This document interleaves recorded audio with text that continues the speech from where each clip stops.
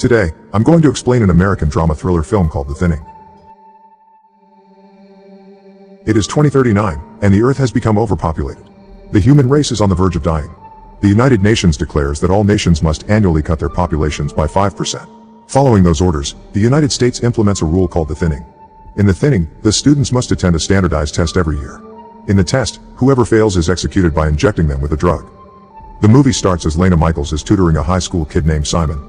Simon seems to have a hard time solving the equations, so he asks Lena for something. She takes out a box of lenses and hands it to him. As soon as Simon wears them, he is able to solve all the math problems. Elsewhere, we are introduced to Edward Blake Redding, the son of Texas Governor Dean Redding. He sneaks out of his house at night and meets his girlfriend, Ellie Harper, in his car. Blake starts talking about the test they have the next day. Ellie is very nervous about it, but Blake assures her that she will pass. Just then, Blake's father's guard finds them and brings Blake back to Dean's office. Dean is disappointed in Blake for sneaking out the night before such an important test. He thinks that Ellie is a distraction for Blake. The following day, it is the day of the test. Many students lined up outside the school. They have to go through an intense security check before entering. Blake asks Lena for one of her study lenses, but she is out of them. Lena and her friend, Kellen Woods, stand in the line to get inside. One of the students had cheats written in his arms. When he is caught, he tries to run away. The guards capture him. No one has ever been able to escape the exams or cheat on it. Inside the school, Blake and Ellie hug for the last time, before entering the exam hall, and soon, the exam starts. They have 2 hours to complete the test. Everyone starts solving the problems on their tablets. Lena solves all of them without any problem and is the first to complete it. Her friend, Kellen, seems to be struggling. When the exam is over, they immediately get the results. The teacher in the class is calling several names who failed the exam. Students are anxious, hoping this will be over soon. Those who fail are taken by the guards. They cry, resist the guards, and some even try to run away. The guard would beat up those students who resist. Luckily, Lena, Kellen, and Blake pass. However, at the last moment, Blake's girlfriend, Ellie, is called by the teacher, so the guards take her away. He quickly calls his father and asks him to help Ellie.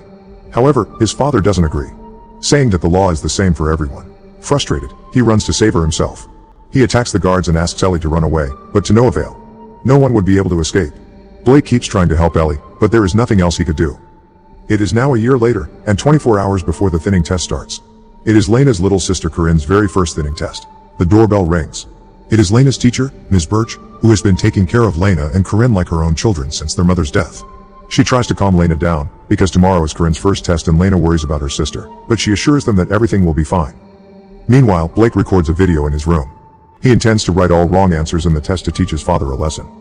Cut to the day of the test. Lena drops Corinne to her kindergarten. In Corinne's class, they are presented with a video animation showing the current state of the Earth, so all nations must annually cut their populations by 5%. Some countries implemented rules like allowing couples to have only one child, while others executed the older generation. In America, however, the government decided to keep only the smartest ones and execute the others. These children are no exception.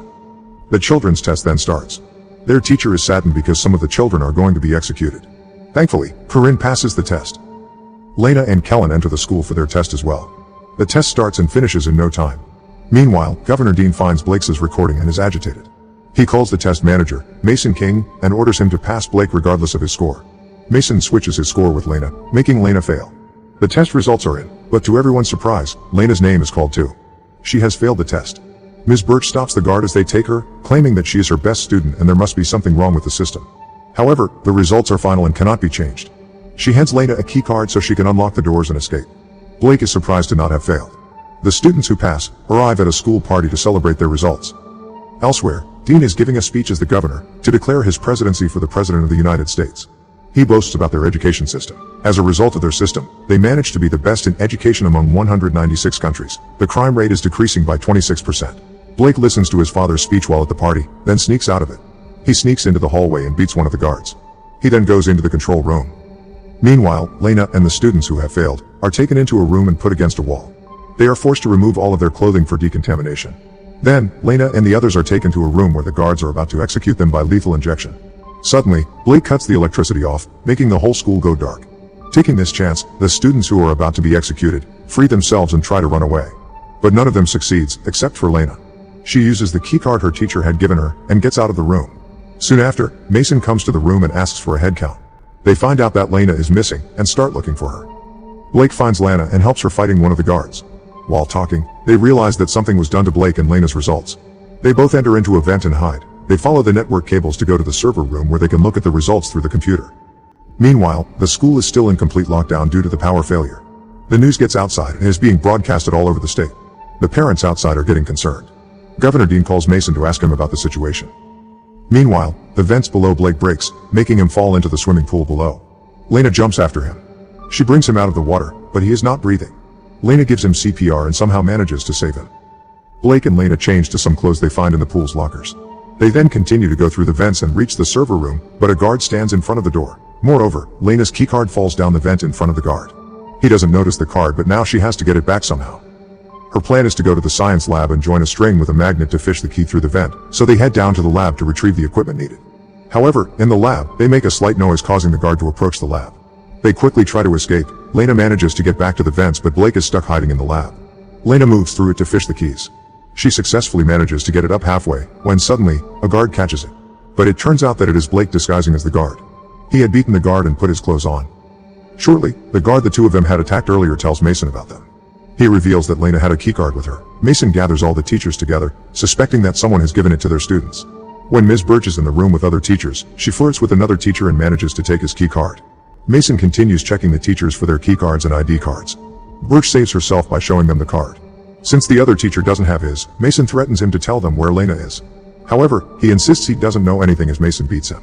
Lena finally gets to the server room. She opens the computer using the keycard, but Mason has it protected with a password. She then texts Kellen, who is good at hacking, to provide her with the access. After some time, Kellen receives Lena's text. He helps her to get through Mason's computer. Lena then searches for her results and finds out she got 98% but still failed, while Blake got 15% and passed. She does more research and finds out that Ellie too had gotten 88% and failed, while others who had less marks than her passed. Lena realizes that the grading system is rigged, and the governor has been failing whoever he wishes to. Lena sends a file with the rigged grades to Kellen.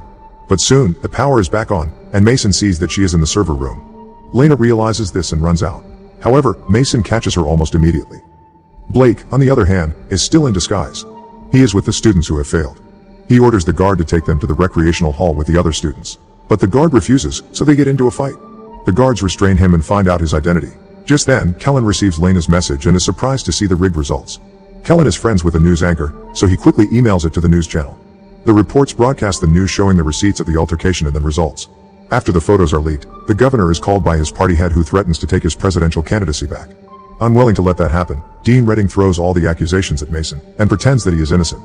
He tries to prove this, so he has no choice but to execute all of those who actually failed, including his own son, Blake.